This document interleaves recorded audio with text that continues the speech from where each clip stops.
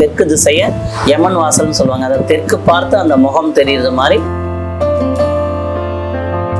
முன்னோர்களுக்கு ஆசீர்வாதம் பண்றதுக்கு, முன்னோர்களுக்கு திதி கொடுக்கறது எல்லாமே புரட்டாசி அமாவாசையும் மாசி மகத்திலையும் தான் செய்வாங்க. ஆடி அமாவாசை இறந்தவங்க தெய்வமாக போயிட்டாங்கன்னு சொல்லுவாங்க. ஆத்மா ஜீவாத்மா போய் பரமாத்மா திருப்பி இந்த உயிர் பறந்துக்கிட்டே தான் இருக்கு. அம்மா இறந்த திதி தெரியல அப்படிங்கிறவங்க இந்த புரட்டாசி அமாவாசையிலையும் மாசி மகத்திலையும் தான் சிறப்பாக கொண்டாடுவாங்க. போய் ஆற்றுல தான் தர்ப்பணம் பண்ணி தான் செய்யணும், கடலுக்கு தான் போகணுங்கிறதுலாம் இல்லை. கண்கண்ட தெய்வம் பெத்த தாய் தகப்பன். இறந்ததுக்கப்புறம் பேய் பிசாசுன்னு யாரும் சொல்றது இல்லை, தெய்வமாக போயிட்டாங்க அப்படிம்பாங்க. அந்த தெய்வமாக இருக்கிறவங்கள சாமி படத்தோட வைக்கணும். ஆனால் ஆடி மாசத்துல ஆதண்டவத்தை சாப்பிட்றது விசேஷம்.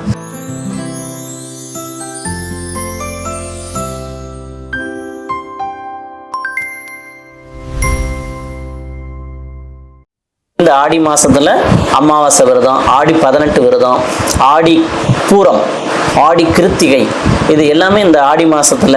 அதே மாதிரி தை அமாவாசை, தைப்பூசம் எல்லாமே இந்த முருகனுக்கு உகந்த நாளாக வரும். இந்த தட்சிணாய காலம் உத்தராயண காலத்தில் வர்றதுனால ஆனால் இந்த ஆடி மாதத்தில் அமாவாசை விரதம் இருக்குது ரொம்ப விசேஷம். ஆடி மாதம் எப்போதும் தர்ப்பணம் பண்ணுறது தான். ஆனால் இதில் என்ன பண்ணுவாங்க அப்படின்னா, கிராமப்புறத்தில் இன்னமும் இந்த ஆதண்ட வத்தைன்னு ஒன்று இருக்குது. அந்த ஆதண்ட வத்தனையை சாப்பாட்டில் சேர்த்துக்குவாங்க. அது ஒரு விசேஷம். இந்த ஆடி மாதத்தில் ஆதண்ட வத்தை சாப்பிட்றது விசேஷம்.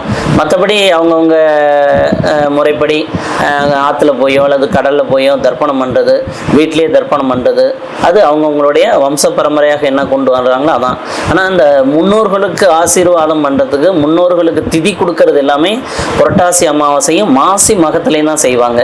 மாசி மகம் இறந்தவங்களுக்கு, மறந்தவங்களுக்கு மகாலய அமாவாசை.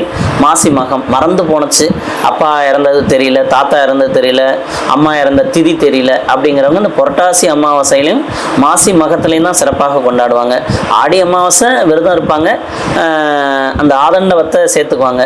அதான் அந்த ஆடி மாதத்துக்குள்ள விசேஷம். ஆடி மாதத்தில் ஆற்றுல போய் கடலில் போய் தான் செய்யணுங்கிறது இல்லை. எல்லாம் போய் அந்த என்ன சொல்லுவாங்க, கடலெல்லாம் இப்போ எல்லாமே அசுத்தமாக்குறது நிறையா வந்துடுது. ஆனால் இதில் இந்த சாதம்லாம் போகிறதுனால மீனுக்கெல்லாம் நல்லது தான், ஒன்றும் குறைகளை. வருஷத்துக்கு ஒரு நாள் செய்கிறதுல எந்த தோஷமும் இல்லை.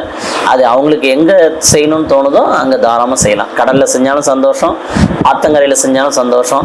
இதுக்காகவே அந்த இது இருக்காங்க, அந்த தர்ப்பணம் பண்ணுறதுக்காக உள்ள ஐயர்கள் இருக்காங்க.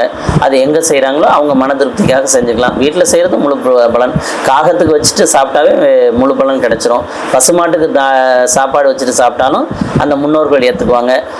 போய் ஆற்றுல தான் தர்ப்பணம் பண்ணி தான் செய்யணும், கடலுக்கு தான் போகணுங்கிறதுலாம் இல்லை. அது அவங்கவுங்க மனநிலையை பொறுத்தது, வசதியை பொறுத்தது, சூழ்நிலையை பொறுத்தது.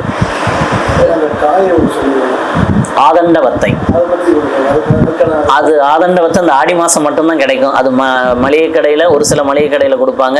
காய்கறி கடையில் எல்லா கடையிலுமே விற்பாங்க. காய்கறி கடையில் காய்கறியோட இந்த ஆதண்டவத்தையும் விற்பாங்க. ஒரு பட்டம் போட்டிருப்பாங்க, ஒரு 4 பீஸ் 5 பீஸ் இருக்கும். அது ஒரு கொஞ்சம் கசப்பாக இருக்கும். எண்ணெயில் பொரித்து ஆதண்டவத்தை சாப்பிடுவாங்க. ஆடி மாதம் ஆதண்டவத்தை சாப்பிடணும்னு ஒரு ஐதீகம்.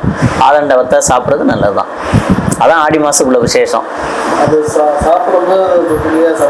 சும்மா ஒரு 2-3 பீஸ் இருக்கும், அவ்வளோதான். சின்ன சின்னதாக இந்த அது என்னது கோவக்காய் மாதிரி இருக்கும். கோவக்காயை நறுக்குனா எப்படி இருக்கும், அது மாதிரி சின்ன விதையோட சின்ன சின்ன பீஸ் இருக்கும். கோவக்காய் மாதிரி இருக்கும். ஆதண்டவத்தை, ஆதண்டவத்தை காய்கறி கடையில் எல்லா கடையிலுமே இருக்கும். ஓரளவுக்கு ஆடி அமாவாசைனா ஆதண்டவத்தையோட சமையல் பண்ணுறது விசேஷம். அதில் சாப்பிட்றது, விரதம் விடுறது, அந்த ஆதண்டவத்தை ஒன்று எடுத்துக்கிட்டா நல்லது தான். தாராளமாக பண்ணலாம். அதாவது தாராளமாக செய்யலாம், சாமி படத்தோட செய்யலாம். அதாவது உலகத்துல தெய்வங்கள் இருக்கிறது உண்மை. நமக்கு மேல ஒரு சக்தி இருக்கு. அம்மனாக இருக்கட்டும், பிள்ளையாராக இருக்கட்டும், முருகனாக இருக்கட்டும். கடவுளெல்லாம் நம்ம இதிகாசத்துலேயும் கதைகள்லையும் அப்படிதான் கேட்டிருக்கோமே ஒழிய, ஒருத்தவங்க இறந்ததுக்கப்புறம் அவங்கள என்ன சொல்லுவோம், சிவலோக பதவி, தெய்வமாக போயிட்டாங்க. தெய்வலோக பதவி, சிவலோக பதவி. அந்த இறந்ததுக்கு அப்புறம் அவங்க சிவலோக பதவி, தெய்வலோக பதவி இதெல்லாம் ஆகிறதுனால இறந்தவங்க தெய்வமாக போயிட்டாங்கன்னு சொல்லுவாங்க. ஆத்மா ஜீவாத்மாக போய் பரமாத்மாவாக மாறி அதுக்கப்புறம் திரும்பவும் உடல் மட்டும்தான் அழியுதுன்னு சொல்றாங்க, உயிர் அழியலன்னு சொல்றாங்க. ஆத்மா ஜீவாத்மா போய் பரமாத்மா திருப்பி இந்த உயிர் பறந்துக்கிட்டே தான் இருக்குது. உடல் மட்டும்தான் அழியுது, உயிர் அழியலன்னு ஒரு சிலர் சொல்லிக்கிறாங்க. அது எந்த அளவு உண்மைன்னு கிடையாது. ஆனால் ஒரு சில நேரத்தில் பார்த்தீங்கன்னா ஆஸ்பத்திரிக்கு போனீங்கன்னா ஒரு குழந்தை பிறந்திருக்கும். குழந்தைய பார்த்தோன்னு சொல்லுவாங்க, தாத்தா உரிச்சு வச்சது மாதிரி இருக்குது, மாமனு மாதிரியே இருக்குது, அத்தை மாதிரியே இருக்குது அப்படிம்பாங்க. அந்த குழந்தை பிறக்கிறப்ப அடுத்த உயிர் பிறந்துக்கிட்டு இருக்கு. அதனால இறந்தவங்க தெய்வமாக போயிட்டாங்க. அதனால் தெய்வமாக நம்ம கண் கண்ட தெய்வம் பெத்த தாய் தகப்பன். கூட பிறந்தவங்கள தெய்வமும் போயிட்டாங்க. கூட இருந்து காப்பாற்றணும், ஆசீர்வாதம் பண்ணணும், தெய்வமாக போய் நம்மளை காப்பாற்றணும்னு தான் சொல்லுவாங்க. இறந்ததுக்கப்புறம் பேய் பிசாசுன்னு யாரும் சொல்றது இல்லை, தெய்வமாக போயிட்டாங்க அப்படிம்பாங்க. அந்த தெய்வமாக இருக்கிறவங்கள சாமி படத்தோட வைக்கணும். ஆனால் தெற்கு பார்த்து சாமி படத்தோட வைக்கலாம், அவங்கள தெற்கு பார்த்து வைக்கணும். தெற்கு பார்த்து, அது யமன் வாசல்னு சொல்லுவாங்க. தெற்கு திசையை யமன் வாசல்னு சொல்லுவாங்க. அதை தெற்கு பார்த்து அந்த முகம் தெரியுறது மாதிரி இறந்தவங்களோட படத்தை வைக்கலாம். அமாவாசை விரதம் சாமி படத்தோடய சேர்த்தே விரதம் இருக்கலாம். அதில் எந்த தோஷமும் இல்லை. இறந்த படம் தெற்கமாக இருக்கிறதுல எந்த தோஷமும் இல்லை. சாமி படத்தோட தைரியமாக வைக்கலாம், சாமி படத்தோட சேர்த்தே வைக்கலாம். பெண்கள் மட்டும் அந்த காலத்தில் இந்த மஞ்சள் பூசி குளித்தாங்க. இப்போ யாரும் இந்த மஞ்சள் பூசி குளிக்கிறதுல எல்லாம் இந்த பியூட்டி பார்லர் வந்ததுக்கப்புறம் அந்த பியூட்டி பார்லர் போயிட்டாங்க. அதனால் பழையபடி மஞ்சள் பூசி குளிக்கிறதுல அந்த எதிர்ப்பு சக்தி அதிகமாக வந்திருக்கு. அதனால் எதிர்ப்பு சக்தி அதிகமாக இருக்கும். அதனால் மஞ்சள் பூசியே குளிக்கலாம். அந்த காலம் மாதிரியே மஞ்சள் பூசி குளிங்க. ஏதோ ஒரு ஃபங்க்ஷனுக்கு போகிற அன்னைக்கு மட்டும் ஒரு மேக்கப் போட்டுக்கோங்க, எல்லா நாளும் மேக்கப் போட்டுக்கலாம் இருக்காதிங்க, மஞ்சள் பூசி குளிங்க. அதே மாதிரி ஒரு சிலர் பார்த்தீங்கன்னா இந்த காலில் 3 விரல்லையும் மிஞ்சி போட்டிருப்பாங்க. இந்த 3 விரல்லாம் மிஞ்சி போடக்கூடாது. அந்த நடு விரலில் மட்டும்தான் மிஞ்சி போடணும். மற்ற விரலில் மிஞ்சி போட்டால் கொஞ்சம் உடலுக்கு தொந்தரவு வந்துடும். யூரின் இன்ஃபெக்ஷன், யூட்ரஸ் பிரச்சனை கொஞ்சம் வந்துடும். ஆனால் ஒரு மிஞ்சி கண்டிப்பாக போடணும் மிஞ்சு.